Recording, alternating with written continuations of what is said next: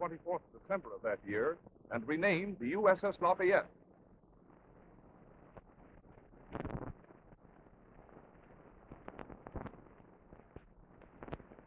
The ship was berthed at Pier 88, North River, and work was begun converting her to a troop transport. The conversion included provision for berthing and messing about 12,000 officers and men and the installation of necessary ordnance.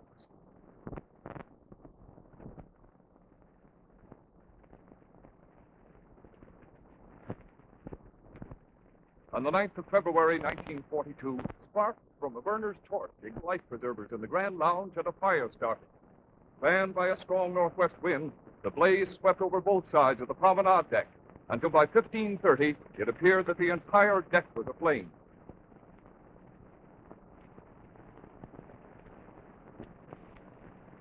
Shortly thereafter, the fire caught hold on the quarters of the boat deck, sun deck, and on the bridge, so that the three upper decks and practically all spaces except the theater were enveloped in flames and smoke.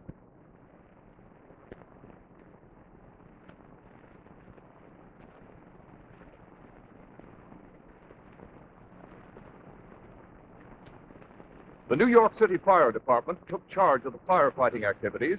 Operations were directed chiefly toward getting the fire under control as soon as possible, keeping it from spreading to the lower decks, and protecting the pier on the leeward side of the vessel. By 15:30, the Lafayette had taken a list to port. Gradually, this list increased until by 2:45 on the 10th of February, the vessel completely capsized, coming to rest on the port side at an angle of a little less than 80 degrees.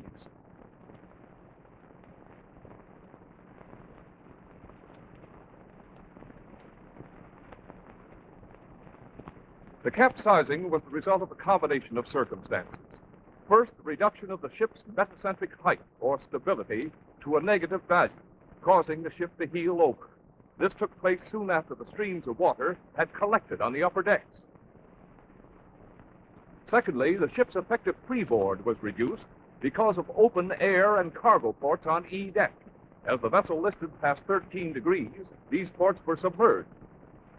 Thirdly, a further loss of stability and consequent increase in heel due to the port bilge forward grounding on the rock ledge on the falling tide. The ship was completely flooded fore and aft up to the outside waterline. The Secretary of the Navy appointed a special committee to make recommendations with respect to salvage or other disposition of the USS Lafayette. The recommendation of the committee was that the vessel should be raised. The Bureau of Ships placed the vessel under the cognizance of the Supervisor of Salvage, Commodore W.A. Sullivan, who in turn was succeeded by Captain B.E. Monso. They had at their command the facilities of the Navy Salvage Service, which consists of the salvage section of the Merritt, Chapman, and Scott Corporation, operating under the General Ship Salvage Contract, NOBS 36. At a point about one-third the length of the vessel from the bow, the rock profile of Manhattan sloped steeply off into the riverbed. A considerable portion of the vessel's weight rested on this rock shelf. The after two-thirds of the length of the ship was supported and surrounded by mud and soil of various densities. Actually, the possibility of salvage by pumping depended upon the soil in which the after portion of the ship rested, ultimately developing enough bearing to resist the initial tendency to settle by the stern. It was the decision of the engineers that the ship should be raised by controlled pumping. To supervise the work, engineering officers were erected on a barge alongside the Lafayette, and details were worked out in the main offices of the Merritt, Chapman, and Scott Corporation. Upon Mr. A.C.W. Seekey, naval architect and consultant engineer, Merritt, Chapman, and Scott Corporation, rested the entire program of stability and strength calculations.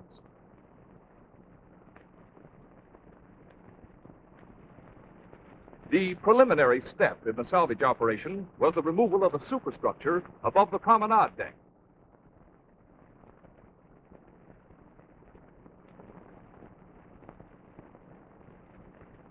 Controlled pumping involved the division of the ship into numerous watertight compartments. The compartmentation of the ship was based upon the original watertight bulkheads. Wooden watertight bulkheads were constructed between decks where no original watertight bulkheads existed. To complete the compartmentation, the promenade deck and certain decks below were made watertight. This compartmentation was necessary to control the relationship between the center of gravity and the center of buoyancy during righting operations, and also to control any unforeseen leaks or failures. At the beginning, there was only a limited number of experienced divers available. Consequently, 2 diving schools were organized at Pier 88, 1 civilian and 1 for Navy divers. As the student divers gained proficiency in handling underwater tools and the diving dress, they were sent out to do underwater work on the Lafayette. Eventually, as many as 73 civilian divers were employed at one time, besides a considerable number of Navy divers. Diving conditions were extremely hazardous. Jagged steel edges and broken glass were an ever-present threat. The maze of debris-packed passageways presented a terrific problem. The men worked in complete darkness, the water in the slip containing such an amount of mud and sewage that underwater lights were useless. Work was accomplished by sense of touch alone.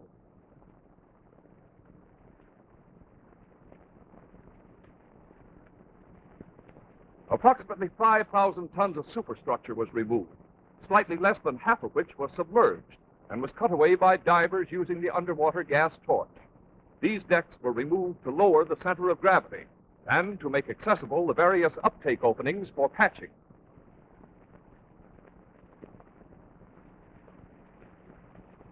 When the Lafayette capsized, furniture, stores, and other loose objects accumulated on the port side, blocking passageways, making it necessary for divers to clear away this debris before commencing the actual salvage construction.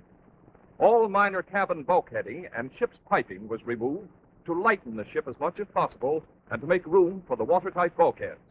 These operations often were carried on in 50 feet of water and 10 feet of mud, since much of this debris had settled to the lowest possible point, the submerged port side of the ship. After capsizing, cargo passages became vertical shafts, and through these shafts, scrap material was hoisted from the interior of the ship and deposited on barges lying alongside. Records were kept of the weight removed for future calculation. A miniature industrial city sprang up on the starboard side of the Lafayette. Air compressors for the diving units, portable power generators, tool sheds, banks of cylinders containing cutting gas, firefighting equipment, winches, small derricks, catwalks, welding machines. Power and water lines ran the length of the hull. Barges were moored along the almost vertical face of the promenade deck. These contained the blacksmith shop, the carpenter shop, machine shop, and engineering office, while other barges used as lighters passed to and from the ship carrying material and scrap. During salvage operations, the Lafayette presented a strange appearance to those aboard ships passing up and down the busy Hudson River, much like a giant Gulliver overrun with busy Lilliputians.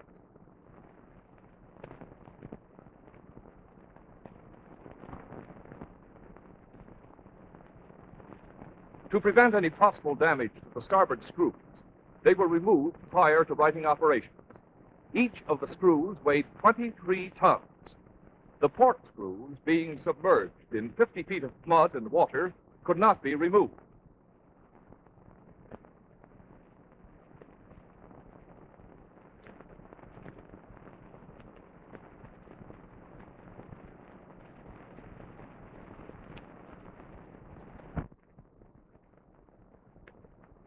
The interior of the ship as she lay in her side presented another strange spectacle. Bulkheads became decks. Decks became bulkheads. Elevator shafts were used as companionways, and the former courtship passageways were used as elevator shafts. Stairways and ship's ladders were useless, and carpenters were kept busy during the entire salvage operation building wooden ladders, platforms, and scaffolding to facilitate movement of men and material throughout the interior of the ship. Miles of ladders and thousands of feet of lumber were used in this construction.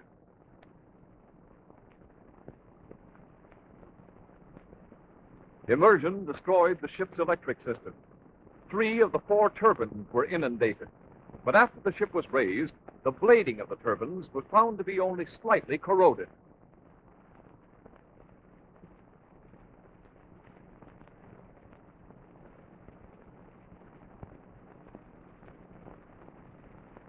To compartment the ship, it was necessary to install large wooden bulkheads.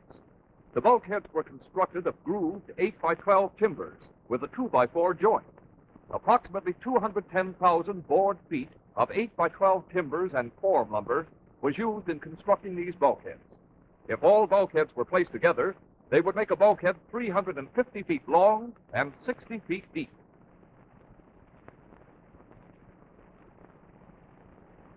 The placement of bulkheads in the Lafayette followed this plan. For water tightness, concrete was poured where the wooden bulkheads met the ship's steel decks and where they met the skin of the ship.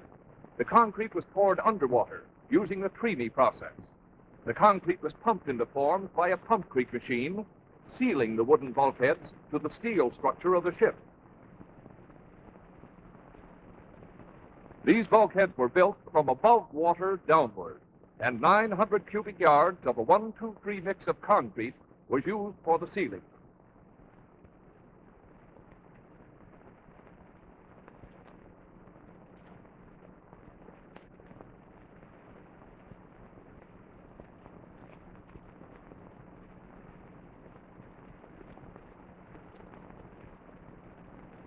To back up cargo ports and airport patches on the port side of the vessel, divers poured bags of concrete over these spots to strengthen them.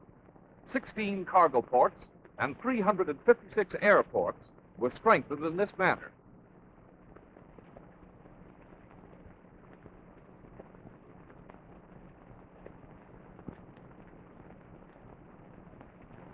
The amount of shoring which had to be done is indicated here.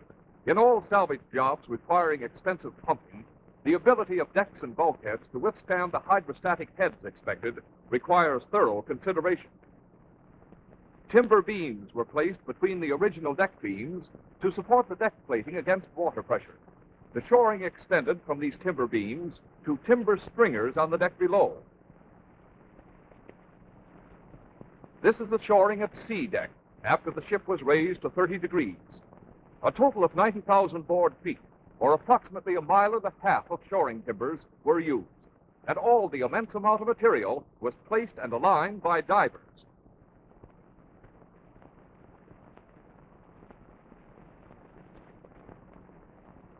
Here are indicated the underwater openings on the promenade deck, which necessitated the construction of special patches.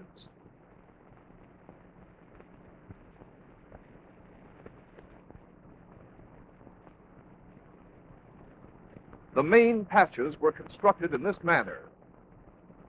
It is interesting to note that 21-inch steel I-beams were used. Also, that rubber gaskets used in patches were made from rubber recovered from the Lafayette's decking. The patches for the various openings were constructed on the barges moored alongside, and when completed, were placed in position through a combined operation of men on the surface, divers, and derricks. Here, a turbine uptake patch weighing 21 tons is being lowered into the water preliminary to transferring it to a vertical position for placement against the ship. All large patches were equipped with gate valves through which water was permitted to flow to keep the water levels inside and outside equalized until ready to commence pumping. The valves also prevented flooding during pumping operations, should that become necessary. When the patches were properly seated, the rods or bolts, which had been previously secured at the inboard end to a suitable ship structure by means of hinge shackles or levers, were run through corresponding bolt holes in the patches and bolted up by divers from the outside.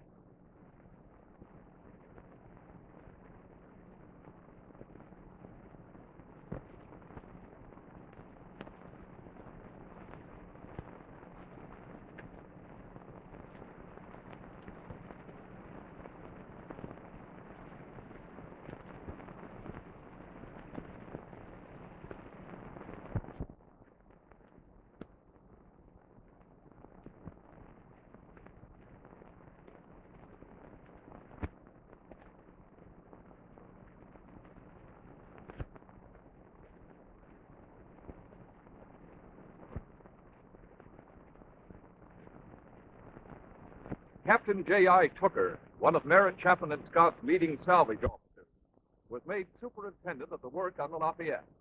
Captain Tooker was well suited for the Lafayette job in view of his previous experience in salvaging capsized vessels, and particularly in view of his many years' experience in diving.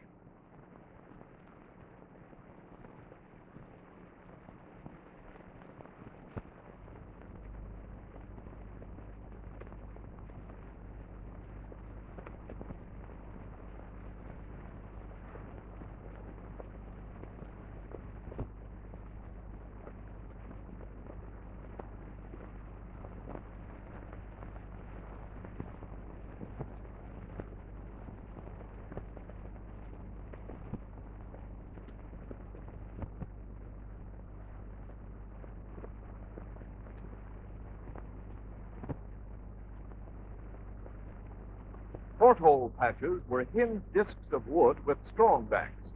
The patches were hinged to enable the diver to place the patch through the porthole from the inside of the ship.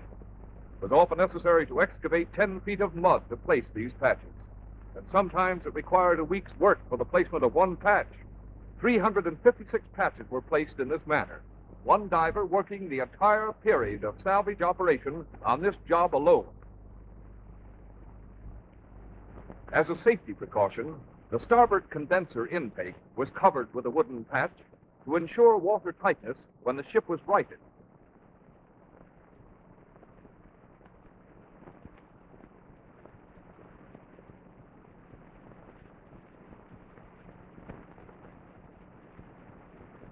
Wooden plugs were used to seal 4,500 small openings.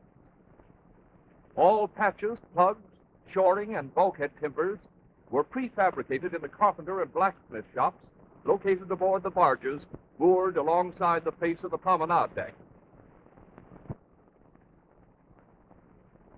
Pumping of the Lafayette was accomplished by the use of 40 10-inch pumps, 32 6-inch pumps, and 25 3-inch pumps, capable of discharging 40,000 tons of water an hour.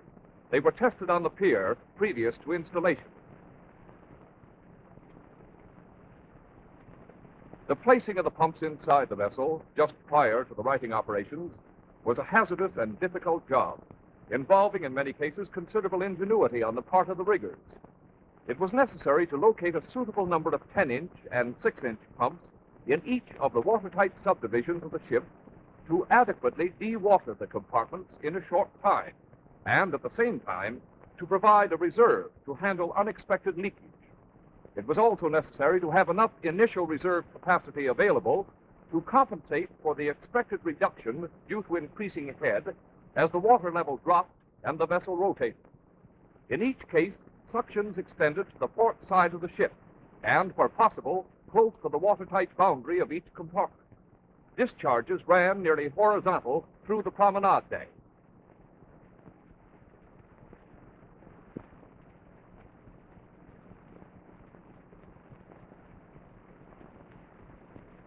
The pump platforms were hinged to the vertical decks and rigged in such a manner that as the ship rotated, the pumps could be kept in a horizontal position by slacking off on chain falls.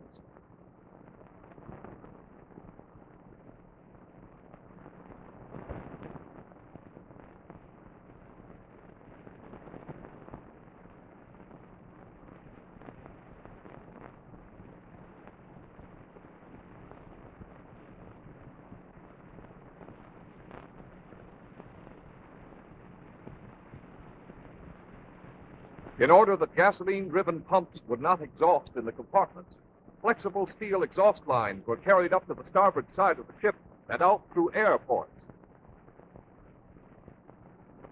When the Lafayette capsized, her rudder cut under the pier about 5 feet, shearing 5 piles supporting Pier 88. Since that portion of the ship still projected under the pier, it was necessary to remove a portion of the pier at this point to avoid any possible damage to the stern of the ship during righting. As a further precautionary measure, pile clusters were driven to act as fenders for the vessel to bear against as it approached a 45-degree position.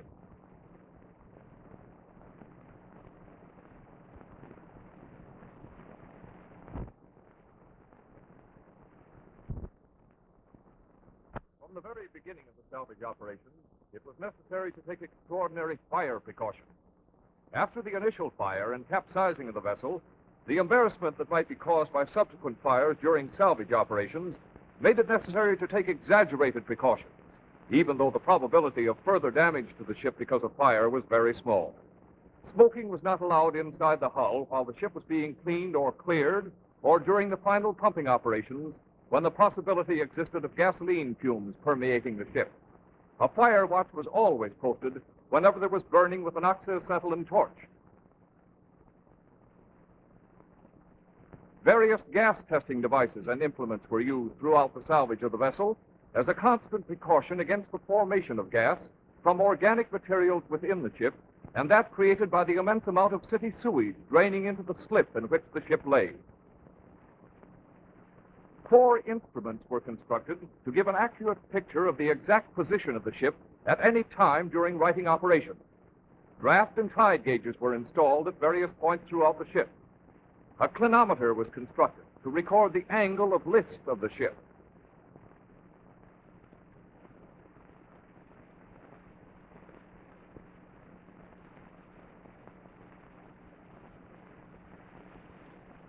A movement gauge was installed to indicate the movement of the ship toward Pier 88.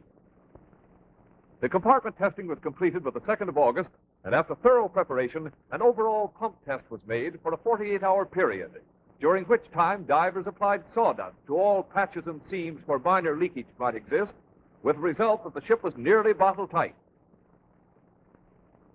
Pumping operations were under the direct supervision of Captain B.E. Monso, USN, supervisor of salvage, and Captain Tooker.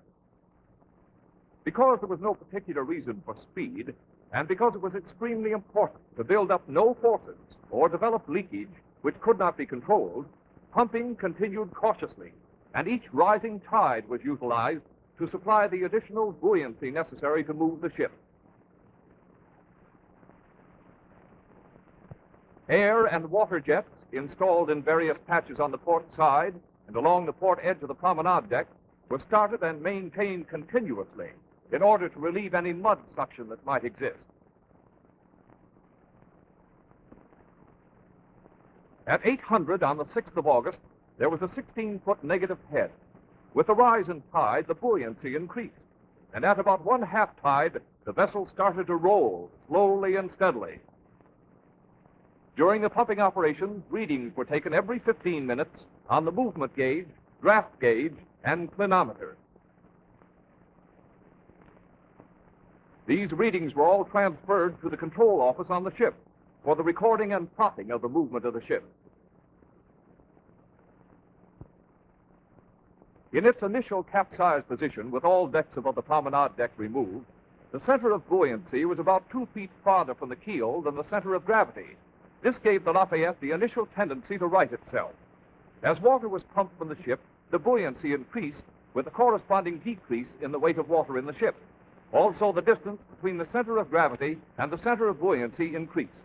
The result was an increased tendency of the ship to right itself, pivoting about the turn of the bilge. It became apparent that each time the water in the ship was lowered relative to the outside water level, the ship started to rotate, and the instant pumping stopped, the ship's movement stopped. It was felt that absolute control could be maintained over the vessel's every movement. During the righting operations, Rear Admirals E.L. Cochran and J.J. Brochek inspected the ship. As the promenade deck rose above water, the patches became visible. The patches on the underwater or port side of the promenade deck covered openings similar to those on the high or starboard side. Measurements for the underwater patches were obtained by checking the openings on the high side and further checking by divers the underwater openings.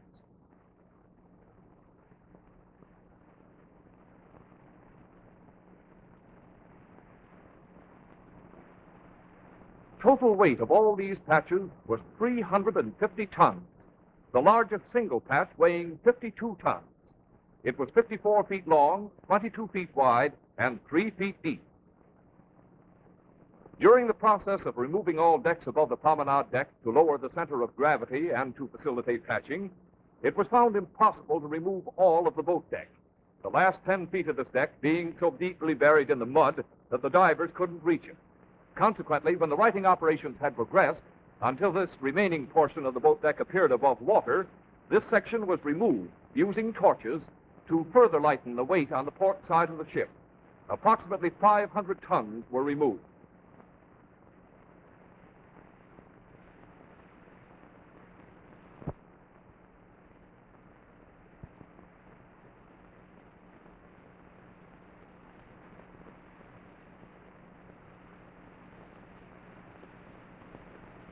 In order to secure the fore and aft movement of the vessel in the slip, special mooring arrangements were designed and installed.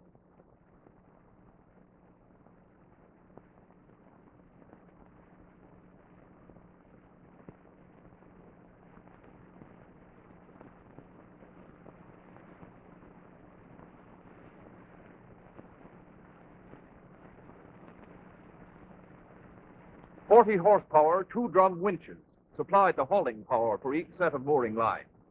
The hauling part of the standard 9-part beach gear tackle was led to the drum of the winches.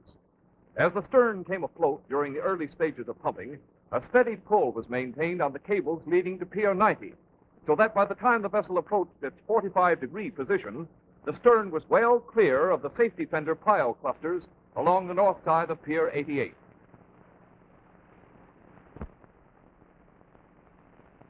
Early on the morning of the 9th of August, as the Lafayette reached an inclination of 49 degrees, the pumps in compartment 16 were unable to lower the water beyond the existing level.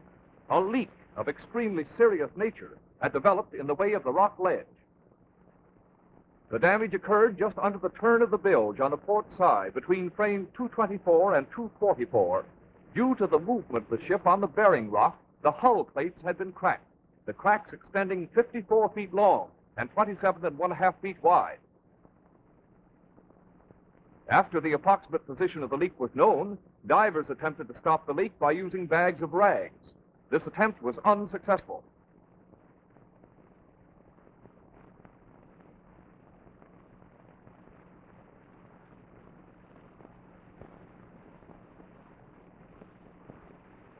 A second attempt was made to stop the leak by pouring 100 cubic yards of concrete on the tank top. The concrete pump was used to pump the concrete into place, and pouring was accomplished by the Treme process. The area indicated is the first pour in compartment 16.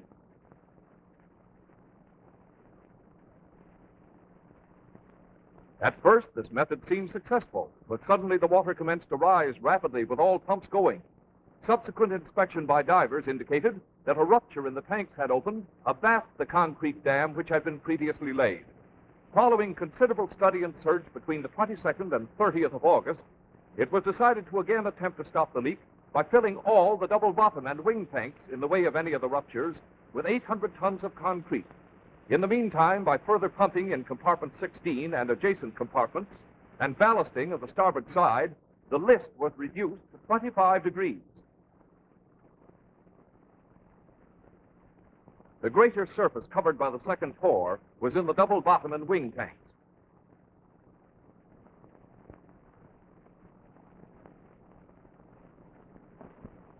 Pumping was again started, raising the ship by parallel rides.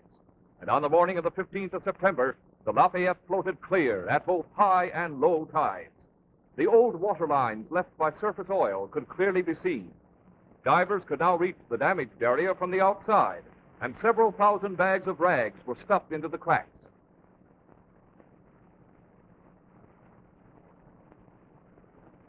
From the 16th of September, work was directed toward removing the tremendous amount of timber and concrete construction from the port side of the ship.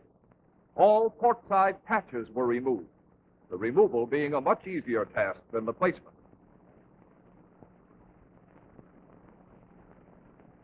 To reduce the list, the starboard wing tanks and double bottom tanks were ballasted with fresh water, and further work continued, removing the remaining water and the large quantities of mud and debris.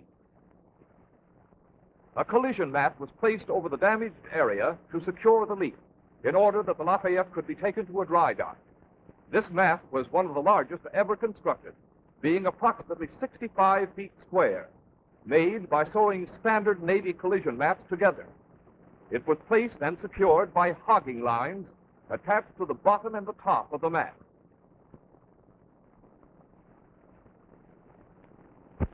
along with the final cleaning operations and the removal of salvage gear, work was begun preparing the ship for transfer from Pier 88, the slip where she'd lain so long, to the dry dock. Towing eyes were welded along the side of the ship to handle lines from the tugs, and all towing and securing lines were stowed aboard. On November 3rd, the USS Lafayette was transferred from the control of the supervisor of salvage and placed under the cognizance of the commandant of the 3rd Naval District. On the morning of November 3rd, Captain Monceau and Captain Tooker congratulated each other on a job well done.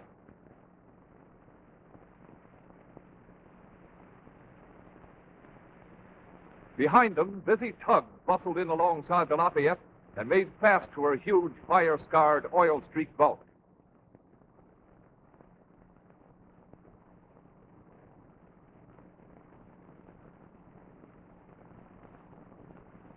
At 10:00, she was scheduled to move from the pier, and at exactly 10:00, the great ship began to slide out into the Hudson River.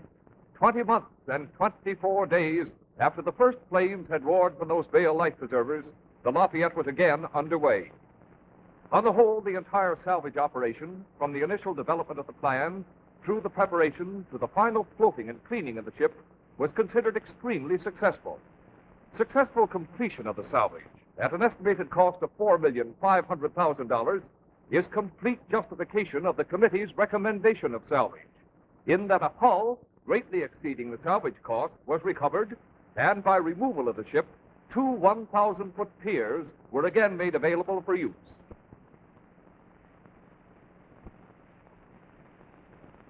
Three tugs were bridled at the bow, 2 tugs worked at the stern, while 15 others crowded along her hull as she slowly moved down the river in the bright November sunshine. When one considers the hazards that attended the salvage work, it is amazing and of credit to the United States Navy that not one single casualty occurred, and comparatively few accidents, despite the fact that the daily average of men employed on the project was 700.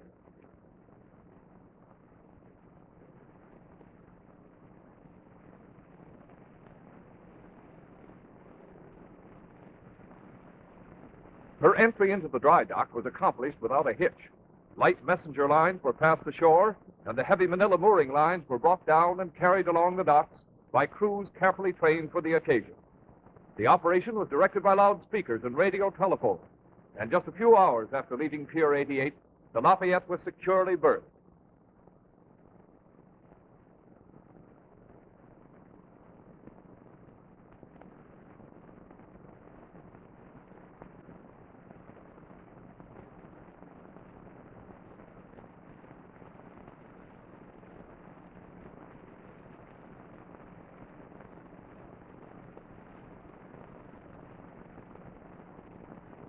Just 17 months and 19 days after the supervisor of salvage was directed by the Secretary of the Navy to conduct the salvage operations, the task had been done. To Commodore W.A. Sullivan, USN, Captain B.E. Monceau, USN, Captain J.I. Tooker, the supervisors, the divers, and other workmen who were responsible for devising means for and the actual accomplishment of the many details of construction and other preparatory work on which the success of the salvage depended, goes the credit for one of the greatest engineering feats of the century.